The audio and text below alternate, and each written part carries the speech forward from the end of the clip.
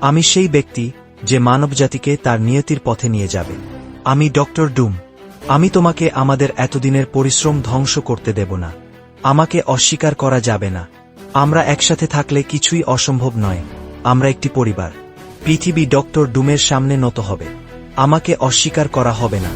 আমি লাটভেরিয়ার শাসক, এবং শীঘ্রই আমি হব সমগ্র পৃথিবীর শাসক। আমরা তাকে জিততে দিতে পারি না। আমাদের সবকিছুর পর এই লড়াই হেরে যেতে পারি না।